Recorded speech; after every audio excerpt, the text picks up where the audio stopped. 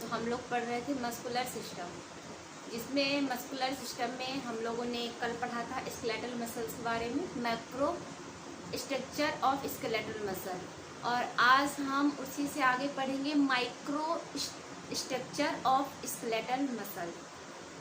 और इसमें जो इम्पोर्टेंट पॉइंट है मसल्स में जिससे क्वेश्चन बन जाते हैं उसको मतलब अभी पहले देख लेते हैं, इसके बाद हम देखेंगे micro structure of skeletal muscle. तो पहले जो भी इम्पोर्टेंट पॉइंट हैं मस्कुलर सिस्टम के,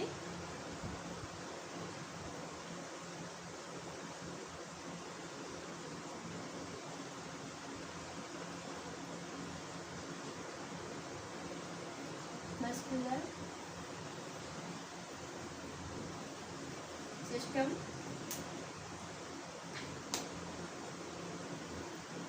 पेशी संस्थान, क्या कहते थे इसको, पेशी संस्थान। तो हमारे पेशी संस्थान में कितनी मांसपेशियां टोटल पाई जा रही थी? टोटल पाई जा रही थी 639, और मैंने आपको और बताया था 600 से 650 भी होती है। अब इसमें मतलब देख लेते हैं कि जो हमारी सबसे छोटी स्मॉलेस्ट बोन कौन सी है। तो सबसे छोटी हमारे शरीर की सबसे छोटी मांसपेशी, सबसे छोटी मांसपेशी जिसको हम कहेंगे इंग्लिश में स्मॉलेटेड मसल्स, ठीक है। तो हमारी जो सबसे छोटी होती है, तो सबसे छोटी कहाँ पाई जाती है? हमारे कान पर पाई जाती है, स्टेपेडियस, पीडियस या स्टेपिस, इसी को क्या कहते हैं? स्टेपिस कहते हैं। जो हमारे कहाँ होती है? कान के अंदर होती है।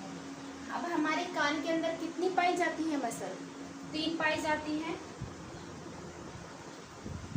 तो हम ऐसे वर्ड से याद कर लीजिए, मिस, या आप इसके 2 हैं, SIM, स्टिपिस, incus, Méliès, Méliès, incus, स्टिपिस, ठीक है। तो 3 मांसपेशियां पाई जाती हैं हमारे कान के अंदर, स्टिपिस, इसी को स्टेपिसेस कहते हैं, इनकस और मेलियस, ठीक है। तो हमारे कान के अंदर कितनी मांसपेशियां पाई जाती हैं? 3 मांसपेशियां पाई जाती हैं, ठीक है। तो स्टेपिस जो सबसे छोटी होती है, इनकस, मेलियस। अब इससे फिर अब देखेंगे हमारे मतलब शरीर की सबसे लंबी मांसपेशी।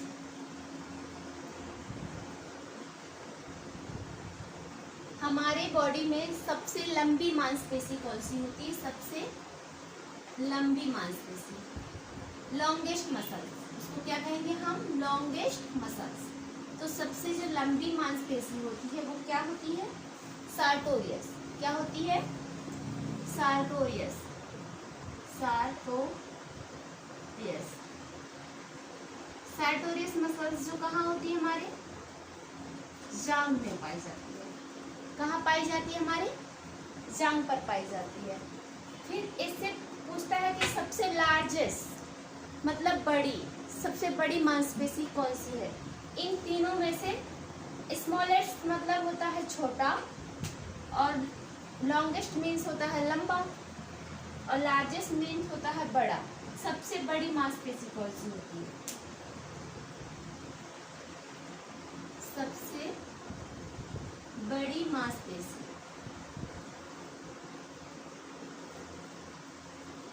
सबसे बड़ी मांसपेशी कौन सी होती है? Gluteus Maximus. कौन सी होती है?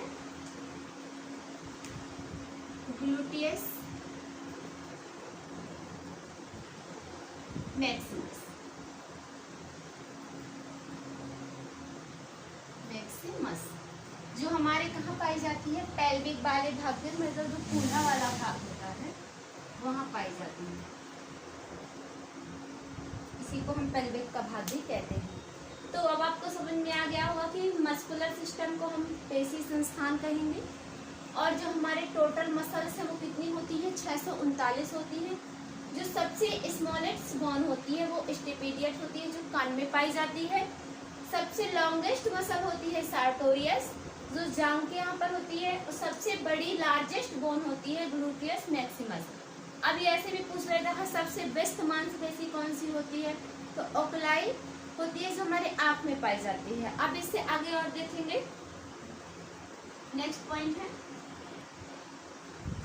तो आपने देख लिया यहाँ तक, जो सबसे बड़ी है ग्लूटियस मैक्सिमस, जो कूल्हा हमारा पेल्विक वाला भाग होता है जहाँ पर इंजेक्शन लगता है, ग्लूटियस मैक्सिमस मांसपेशी वहीं पर पाई जाती है। और ये सबसे बड़ी और मजबूत होती है और ये ताकत प्रदान भी करती है। ठीक है, इसके बाद है अगला, मतलब कि हमारे मांसपेशियों में कौन सा प्रोटीन पाया जाता है, मसल्स में कौन सा प्रोटीन पाया जाता है।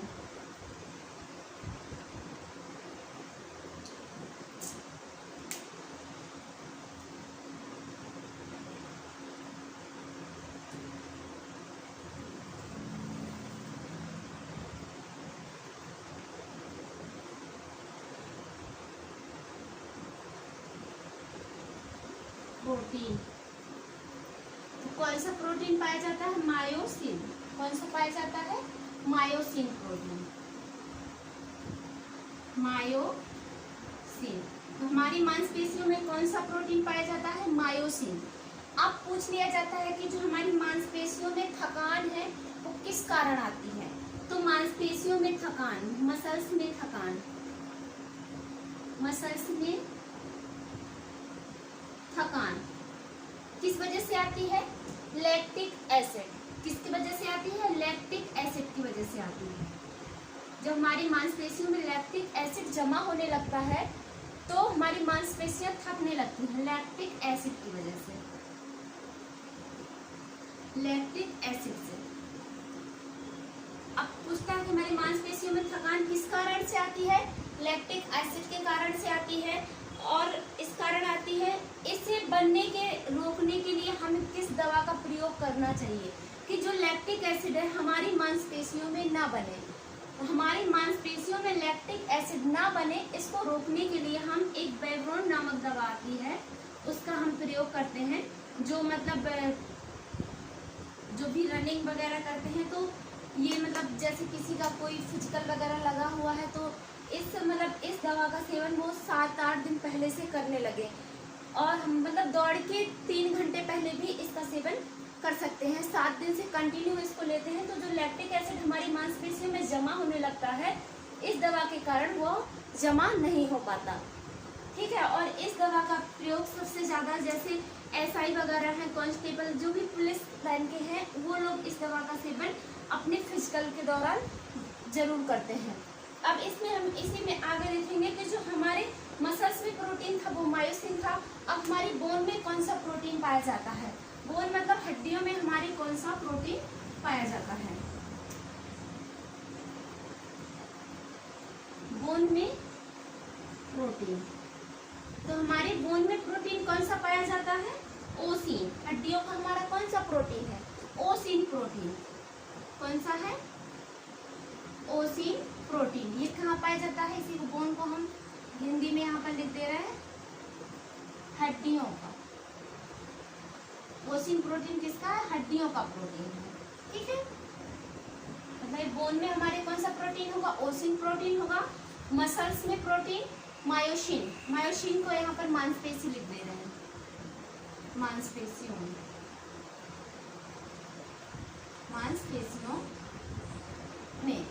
अब आता है कि जो हमारा बोन है और लिगामेंट है तो किससे जुड़ा रहता है, तो बोन टू बोन। जो बोन टू बोन, जो बोन हड्डी से हड्डी को जोड़ता है वो क्या होता है, लिगामेंट। क्या होता है, लिगामेंट होता है। तो बोन टू बोन, हड्डी से हड्डी को जो बांध के रखता है वो क्या होता है, लिगामेंट होता है। जो bone to muscle, bone to मतलब हड्डी को मांसपेशी से जो जोड़ता है वो क्या होता है, टेंडन। क्या होता है, टेंडन होता है। लिगामेंट्स। जो बोन टू मसल जोड़ता है वो टेंडन होता है, टेंडन। बोन टू बोन जो हड्डी को हड्डी से बांधता है वो लिगामेंट होता है। बोन टू मसल होता है वो टेंडन होता है। और जो मसल टू मसल मतलब मांस को मांस से जोड़ता है, यहाँ पे आप लिख लीजिए मांस से, जो मांस मतलब मसल्स को मसल्स से जोड़ता है उसको हम क्या कहते हैं, सेलेक्शन।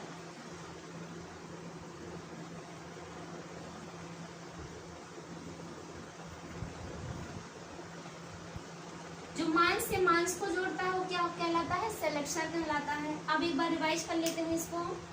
तो जो टोटल मसल्स है वो कितनी है, 639 मांसपेशियां हैं।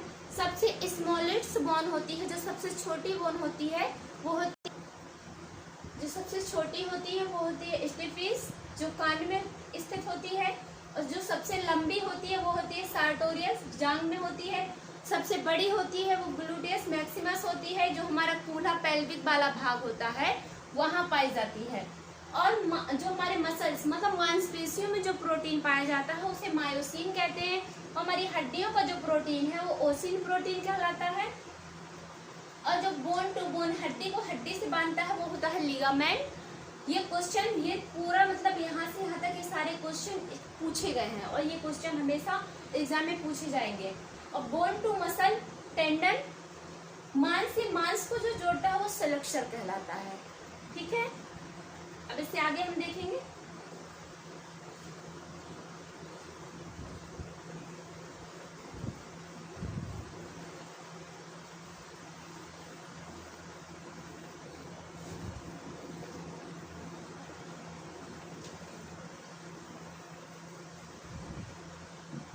अब हम देखेंगे micro structure of skeletal muscle. क्या देखेंगे, माइक्रो स्ट्रक्चर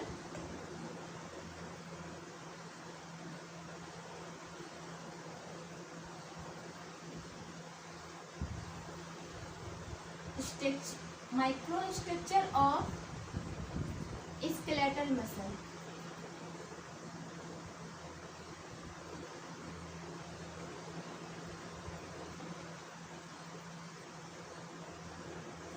कंकाल मांसपेशियों की सूक्ष्म संरचना, कंकाल मांसपेशियों की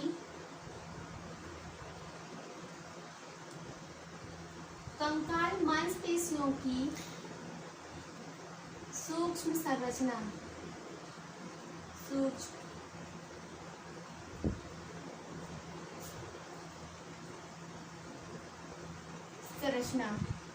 ठीक है। तो आज हम इसी के बारे में पढ़ेंगे, micro structure of skeletal muscle मतलब कंकाल मांसपेशी की सूक्ष्म संरचना। जो हमारी मतलब मांसपेशियां होती हैं हम उन्हें एक सूक्ष्मदर्शी से देखते हैं, उन्हें नग्न, जो हमारी माइक्रो स्ट्रक्चर जो स्केलेटल मसल होती हैं जो छोटी होती हैं, सूक्ष्म होती हैं, तो उनको हम नग्न आंखों से नहीं देख सकते हैं, उनको हम एक माइक्रोस्कोप के द्वारा देखते हैं। जो मसल्स कॉन्ट्रैक्टाइल बंडल जैसा दिखाई देता है, हम इन मांसपेशियों को कैसे देखते हैं, तो माइक्रोस्कोप के द्वारा देखते हैं, माइक्रोस्कोप के द्वारा देखते हैं।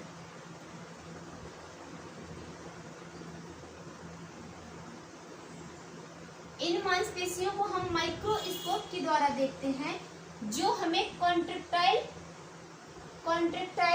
एक फाइबर मतलब एक बंडल के तरीके ये दिखाई देती हैं। कैसे दिखाई देती हैं, कॉन्ट्रैक्टाइल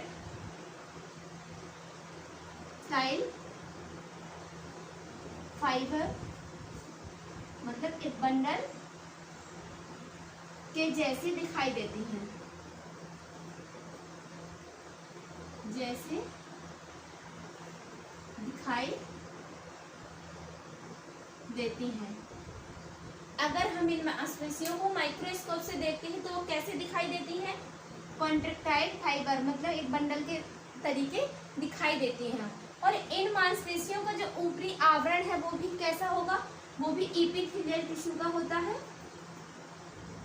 एपिथेलियल टिश्यू का होता है। और इन बंडलों को जो आपस में मतलब इन फाइबर को जो आपस में मतलब कनेक्ट करके बांध कर रखता है वो कौन सा टिश्यू होता है, तो वो होता है कनेक्टिव टिश्यू, कनेक्टिव टिश्यू। इस सब के बारे में कल की क्लास में भी बताया था कि एपिथेलियल मतलब कि जो बाहरी जो इसका आवरण होता है, कॉन्ट्रैक्टाइल बंडल का जो बाहरी आवरण होता है वो किस टिश्यू का होता है, तो एपिथेलियल टिश्यू का होता है। और इन फाइबर को जो बांध कर रखता है, फाइबर को जो बांध कर रखता है वह कौन सा टिश्यू होता है, तो वो कनेक्टिव टिश्यू होता है। और जो हमारी मांसपेशियां होती हैं, जो मतलब हमारी मांसपेशी की कोशिका, जो हमारी मांसपेशी की कोशिका होती है, मांसपेशी की कोशिका व हृदय की कोशिका, हृदय की कोशिका मतलब सेल, मांसपेशी की कोशिका और हृदय की कोशिका में जो तरल पदार्थ भरा रहता है,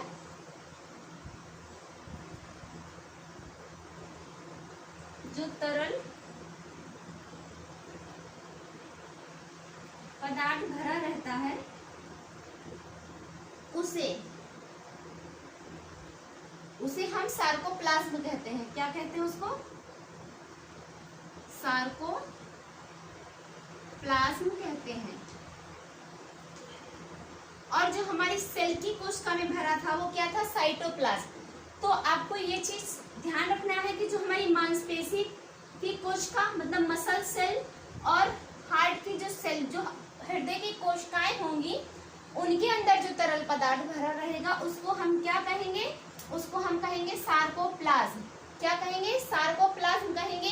एक मांसपेशी तंतु के अंदर मायोफाइब्रल एक दूसरे के समांतर रहता है। किसके कारण, इसी सार्कोप्लाज्म के कारण।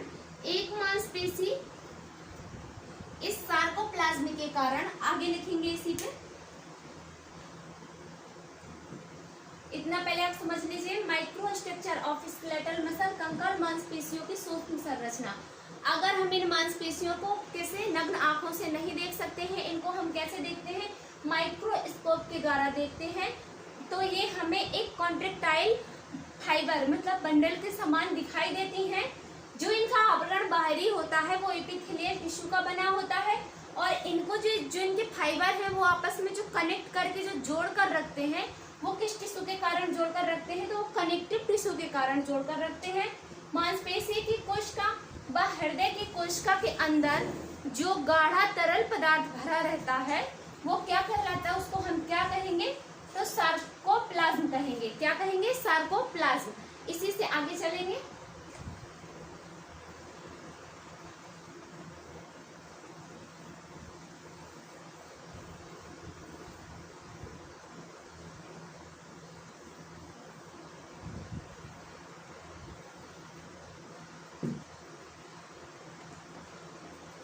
अब यहाँ पे लिखेंगे सार्कोप्लाज्म।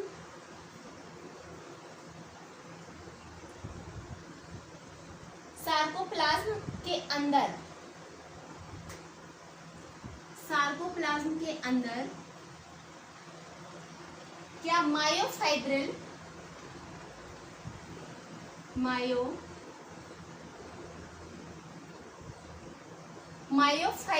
एक दूसरे के समांतर रहते हैं। मायोफाइब्रिल एक दूसरे के समांतर रहते हैं। कैसे रहते हैं, समांतर रहते हैं। जैसे ऐसे, ये एक्टिन हो गया, ये मायोसिन हो गया, फिर क्या है, एक्टिन हो गया। अब ये एक दूसरे के क्या है, समांतर है। अब इसमें ये भी क्वेश्चन बन जाता है, अभी इसको आगे मैं बता रही हूँ। अभी ये इधर पे आ गया कि एक दूसरे के समांतर रह रहे हैं, इसलिए बता दिया। ये क्या है? एक्टिन है। ये हमारा क्या है? मायोसिन है, मायोसिन। फिर ये क्या हो जाएगा? एक्टिन हो जाएगा। क्या हो जाएगा? एक्टिन हो जाएगा। अब ये क्या है? समांतर चलते हैं। किसके कारण? सार्कोप्लाज्म के अंदर जो हमारे मायोफाइब्रिल होते हैं वो एक दूसरे के क्या होते हैं? समांतर होते हैं।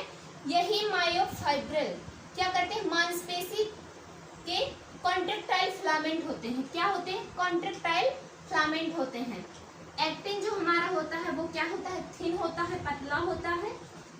और ये मायोसिन क्या होता है? मोटा होता है। इसको मैं अभी आगे बता रही हूँ, पहले इसी को देखते हैं। अब मायोफाइब्रिल, यही मायोफाइब्रिल, यही मायोफाइब्रिल, आपको भी ऐसे ही लिखते जाना है। यही मायोफाइब्रिल, यही मायोफाइब्रिल मांसपेशी के,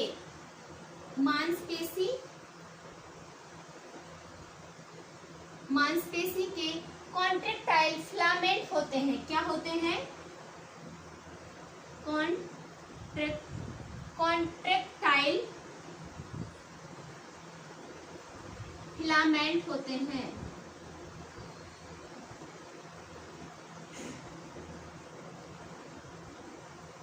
फिलामेंट होते हैं। जो कॉन्ट्रेक्टाइल फिलामेंट, हमारी कॉन्ट्रेक्टाइल थ्योरी भी है जो हक्सले ने दी है, तो ये हमारी जो कॉन्ट्रेक्टाइल फिलामेंट है उसमें डीपली हम लोग उसी हक्सले की जो कॉन्ट्रेक्टाइल फिलामेंट थ्योरी है उसमें हम मतलब इसको विस्तार से एक एक पॉइंट वाइज अच्छे से पढ़ेंगे इसको अभी यहाँ पर, क्योंकि इसमें मायोफाइब्रिल के कारण ही मांसपेशी में कॉन्ट्रेक्टाइल मतलब कॉन्ट्रैक्ट होती है मांसपेशियां।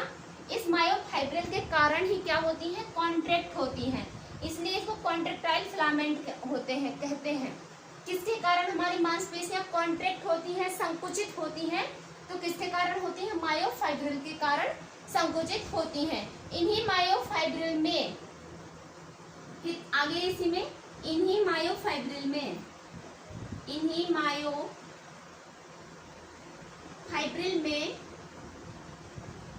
मायोफाइब्रिल में सार्कोमियर होता है। क्या होता है? सार्कोमियर,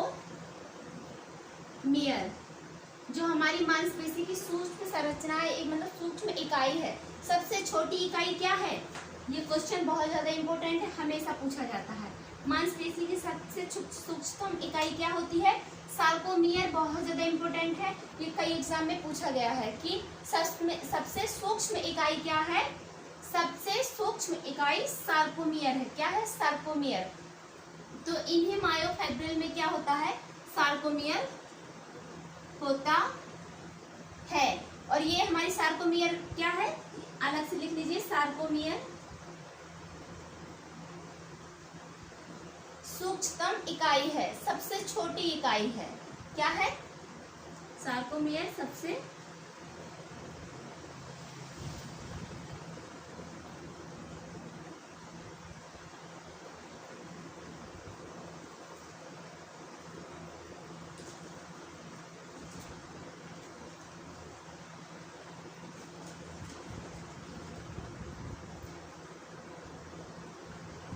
छोटी इकाई है। कॉन्ट्रेक्टाइल फिलामेंट का व्यास, अब जो कॉन्ट्रेक्टाइल फिलामेंट है इसका व्यास कितना होता है? तो आगे यहाँ पर लिखेंगे कॉन्ट्रेक्टाइल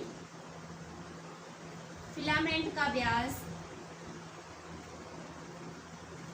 फिलामेंट का व्यास कितना होता है? 1 से 2 माइक्रोन। कितना होता है? कॉन्ट्रेक्टाइल फिलामेंट का व्यास 1 से 2 माइक्रोन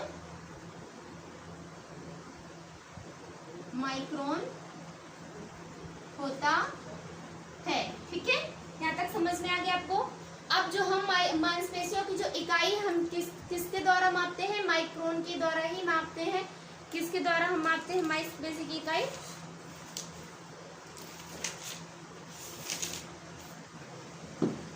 इसी पे नीचे ही लिख लीजिए। हम जो मांसपेशियों की इकाई किसके द्वारा मापते हैं?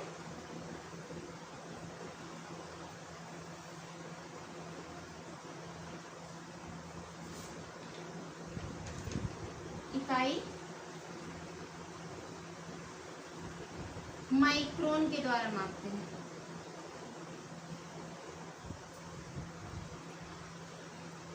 द्वारा मापते हैं। ठीक है, आगे अब इसमें देखेंगे, समझ लेंगे, एक बार इसको रिवाइज कर लेते हैं। जो सार्कोप्लाज्म के अंदर मायोफाइब्रिल क्या है, एक दूसरे के समांतर सटे रहते हैं। तो मैंने आपको बताया था एक्टिन, मायोसिन, एक्टिन, ऐसे मतलब एक दूसरे के इक्वल चलते हैं। फिर यही मायोफाइब्रिल मांसपेशी में क्या है, कॉन्ट्रेक्टाइल फिलामेंट होते हैं। क्या होते हैं, हमारी जो मांसपेशी है कॉन्ट्रैक्ट होती है तो किस कारण, संकुचित किस कारण होती है, तो इन्हीं मायोफाइब्रिल के कारण हमारी मांसपेशी संकुचित होती है। यही कॉन्ट्रैक्टाइल फिलामेंट जो है संकुचित करते हैं। इन्हीं मायोफाइब्रिल में सार्कोमियर होता है। क्या होता है, सार्कोमियर होता है। सार्कोमियर सबसे छोटी इकाई होती है। किसकी, मांसपेशी की सबसे छोटी इकाई क्या होती है, सार्कोमियर होती है। कॉन्ट्रैक्टाइल फिलामेंट का जो व्यास होता है, जो ये कॉन्ट्रैक्टाइल फिलामेंट है, इनका व्यास होता है 1 से 2 माइक्रोन। कितना होता है, 1 से 2 माइक्रोन होता है। मांसपेशी की जो इकाई है हम किसके द्वारा मापते हैं, तो माइक्रोन के द्वारा मापते हैं।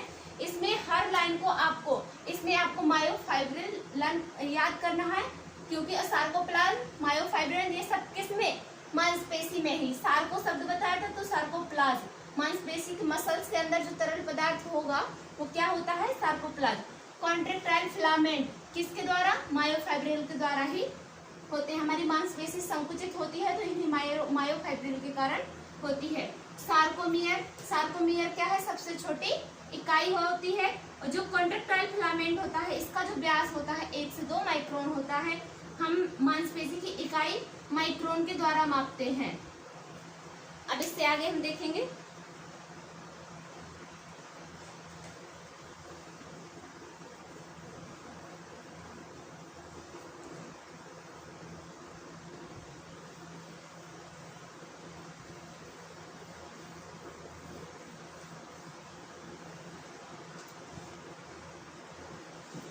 अब हमारा जो मायोफाइब्रिल है वो कैसे बनता है। तो जो हमारा मायोफाइब्रिल है मतलब छोटी छोटी इकाइयों से मिलकर बनता है। कैसे बनता है, छोटी छोटी इकाइयों से मिलकर बनता है। मायोफाइब्रिल कैसे बनता है, छोटी छोटी इकाइयों से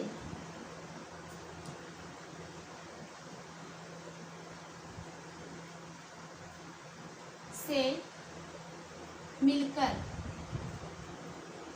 क्या बनता है, मायोफाइब्रिल। क्या बनता है, मायोफाइब्रिल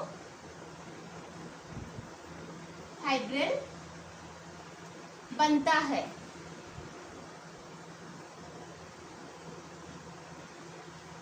बनते हैं, कैसे बनते हैं, तो जो छोटी छोटी इकाइयां मिलती हैं तो फिर क्या बनता है, मायोफाइब्रिल बनता है, जिन्हें हम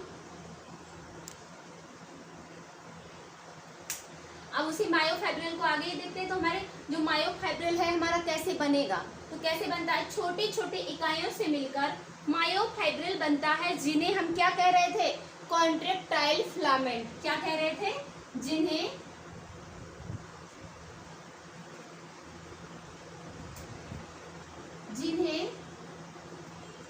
हम क्या कहते हैं, कॉन्ट्रैक्टाइल फिलामेंट कहते हैं। कॉन्ट्रैक्टाइल एलिमेंट्स या फिलामेंट कहते हैं।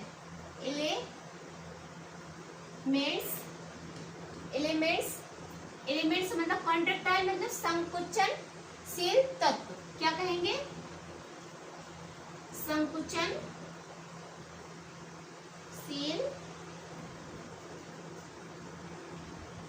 तत्व कहते हैं, क्योंकि मायोफाइब्रिल के कारण ही क्या हमारी मांसपेशियां कॉन्ट्रैक्ट होती हैं, संकुचन होती हैं, और तो फिर जो छोटी छोटी इकाइयां मिलती हैं तो मायोफाइब्रिल बन जाता है, और जिन्हें हम कॉन्ट्रैक्टाइल एलिमेंट्स या संकुचनशील तत्व कहते हैं। इनमें किसी प्रकार की लेयर नहीं होती, इनमें क्या है, किसी भी प्रकार की परत नहीं पाई जाती। जो हमारे कॉन्ट्रैक्टाइल एलिमेंट्स होते हैं इनमें किसी प्रकार की लेयर नहीं होती है, किसी प्रकार लेयर नहीं होती है, नहीं होती है। ठीक है, ये तंतु अल्टरनेटिव मतलब एकांतर क्रम में होते हैं। ये तंतु कैसे होते हैं? ये तंतु एकांतर क्रम में होते हैं। एकांतर क्रम मतलब हम क्या कहेंगे?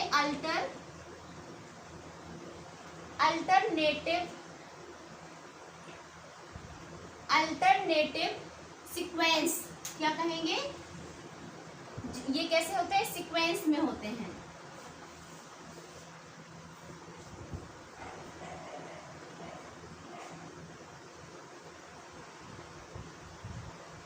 ठीक है, ये तंतु कैसे होते हैं? अल्टरनेटिव सीक्वेंस में होते हैं, जिन्हें हम क्या कहते हैं? जिन्हें हम एक्टिन और क्या कहते हैं? मायोसिन कहते हैं। क्या कहते हैं? मायोसिन। एक्टिन और मायोसिन कहते हैं। अब कैसे होंगे ये? मैंने अभी आपको पहले भी बताया है, इसके पहले। तो जैसे ये एक्टिन हो गया, ये मायोसिन हो गया, फिर इधर अब ये एकांतर क्रम में सीक्वेंस से चल रहे हैं, तो ये हमारा क्या है? एक्टिन है। ये हमारा क्या है? मायोसिन है। अब ये भी क्वेश्चन पूछा जाता है कि इनमें से कौन पतला होता है, कौन मोटा होता है। ये एग्जाम में क्वेश्चन कई बार पूछा जाता है। तो हमारा ये क्या होता है? थिक, ये होता है थिन, ये होता है थिक। तो इसको हम कहते हैं पतला। एक्टिन क्या है? पतला है। मायोसिन क्या है? मोटा। ये मोटा एलिमेंट्स होता है, ये पतला होता है। जो हम कॉन्ट्रैक्टाइल फिलामेंट थ्योरी पढ़ेंगे उसमें एक्टिन, क्रॉस ब्रेस, इन सब के बारे में आपको बताएंगे आगे। तो अब इसको पहले रिवाइज कर लेते हैं। जो हमारा मायोफाइब्रिल है वो कैसे बनता है? छोटी छोटी इकाइयों से मिलकर क्या बनता है? मायोफाइब्रिल बनता है। क्या बनता है? मायोफाइब्रिल। इसी मायोफाइब्रिल के कारण ही हमारी मांसपेशी क्या है? संकुचित होती है। कॉन्ट्रैक्टाइल एलिमेंट्स मतलब तत्व बनता है। तो इसी के कारण कॉन्ट्रैक्टाइल जो एलिमेंट्स होता है मतलब संकुचनशील तत्व, हमारी मांसपेशी क्या होती है? संकुचित होती है, मतलब कॉन्ट्रैक्ट होती है। इनमें किसी प्रकार की लेयर नहीं पाई जाती, मतलब कोई परत नहीं पाई जाती है। ठीक है, कि जैसे किसी टिश्यू की परत या कोई भी, इनके ऊपर जो हमारे ये एलिमेंट्स कॉन्ट्रैक्टाइल एलिमेंट्स होते हैं, इनके ऊपर कोई लेयर नहीं पाई जाती है। ये तंतु एकांतर क्रम में अल्टरनेटिव सीक्वेंस में होते हैं। कैसे होते हैं? अल्टरनेटिव सीक्वेंस में होते हैं। पहले एक फिर एक फिर एक ऐसे होते हैं। जैसे अभी मैंने बताया कि ये क्या है? एक्टिन है, फिर ये है मायोसिन। मायोसिन मोटा होता है, इसको थोड़ी सा मोटा कर देंगे। ये है मायोसिन, फिर यहाँ पर क्या हो जाएगा? एक्टिन, फिर ऐसे इधर पर क्या हो जाएगा? मायोसिन, फिर हो जाएगा एक्टिन। तो अल्टरनेटिव क्रम चलता है इसमें। तो एक्टिन जो होता है वो होता है पतला और मायोसिन मोटा होता है। ठीक है,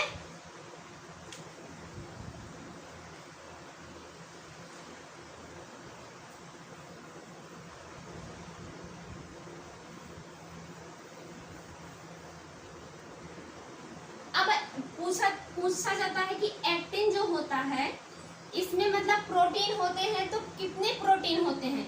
तो हमारे एक्टिन में कितने प्रोटीन होते हैं? 2 प्रोटीन होते हैं। कितने होते हैं? 2 प्रोटीन होते हैं। आप ऐसे लिख लेंगे इसको इधर पर। ये एक्टिन है। एक्टिन में कितने प्रोटीन हो रहे हैं? 2। Number 1, number 2। तो अब एक्टिन के अंदर जो प्रोटीन है वो है ट्रोपोनिन। क्या है? पहला है ट्रोपोनिन। क्या है? ट्रोपोनिन और ट्रोपोमायोसिन। दूसरा है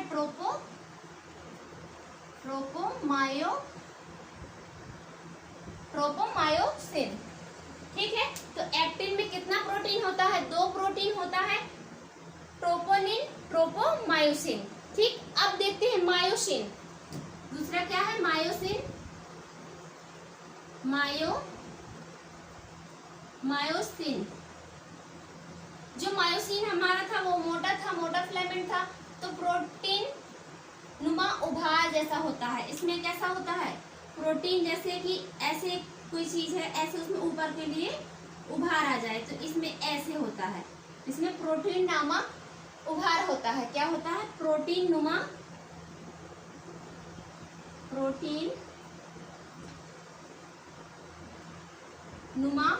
उभार होता है, उभार जिसे हम कहते हैं क्रॉस ब्रिज। क्या कहते हैं,